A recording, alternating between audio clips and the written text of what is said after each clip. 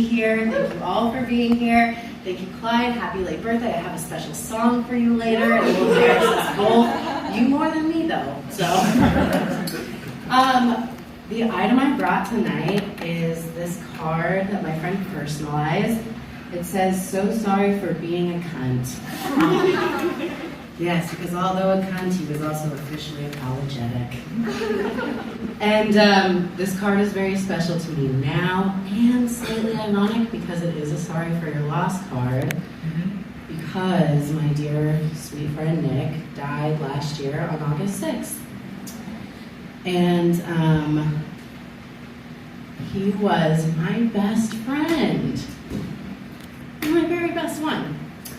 And I was at Silver Lake Market with my beautiful family, and my friends kept calling me the morning of August 7th, and I was ignoring it, as one does, and I'm at home finally, and I'm taking a dump in a toilet, not my pants, and finally somebody was like, "Fuck, we can't reach her. I'm just gonna text her this terrible news." And I got a text. That said, "Nick died last night." And I don't recommend wiping while grieving. It's very it's like an extra layer of humiliating, where you're like dabbing your tears, and then it's helpful for a minute.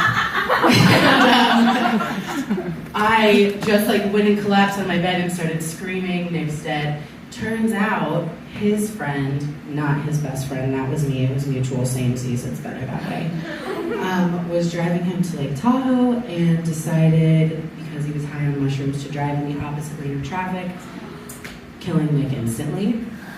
Yes. And it was devastating. He was 29, he was beautiful and brilliant and funny and my best friend.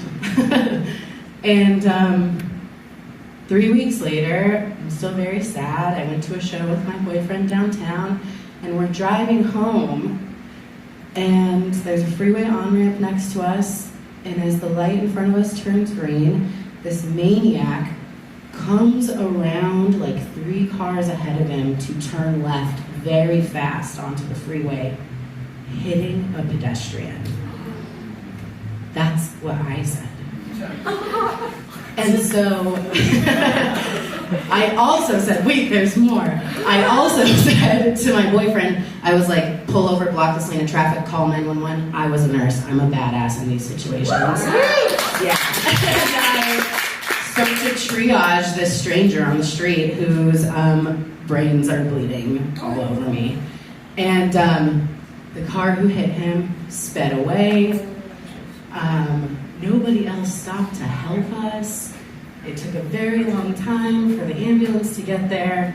And right before the ambulance got there, he was like conscious enough to start answering some questions. Who's the president? What year is it? What's your name? And he tells me all 3 things correctly. And then he's brought into the ambulance.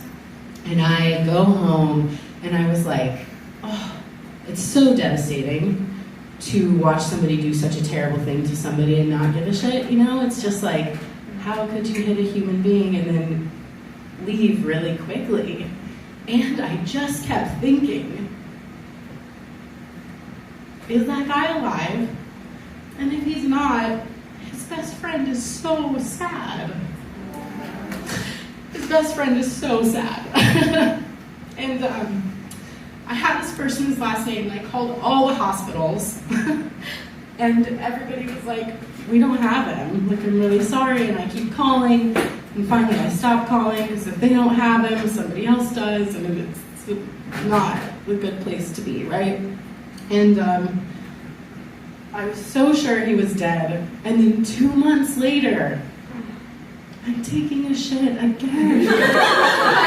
Not the first one in 2 months. There were many uneventful ones in between. And I get this text and it says, "Hi, my name is Lance. I think you were the only person who witnessed an accident I was in." would you be willing to meet me and answer some questions for me? And I was like, oh, I'm so happy you're alive. Yes, I want to meet you. And I am immediately like, he's going to be my new best friend, or we're going to fall in love. We're going to get a house together in the country. Like, it's already, we get to the end of our lives together, you know? And, he didn't feel that way. He was like, I thought you would answer some questions and then we'd say goodbye and maybe I'd buy you coffee. I was like, I don't drink coffee. And so I go and meet Lance, and he's wonderful and brilliant and a really good friend. Not my best friend yet, because you gotta earn it. But he's getting there, and he's just like, and he's hot. Michelle knows. He's also hot. We're not in love. I have a boyfriend. Hey, baby, I love you.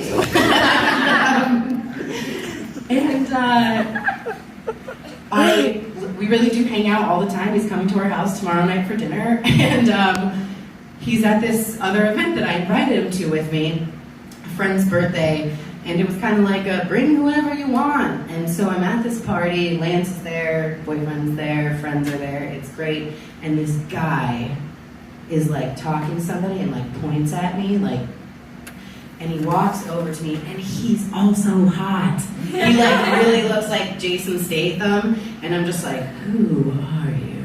And I'm like, oh, I'm so magnetic tonight. And he walks up to me and he's like, are you Alex? And I was like, I am. Who are you? And he says, I'm Lance's best friend. And I just wanted to thank you for saving my best friend's life.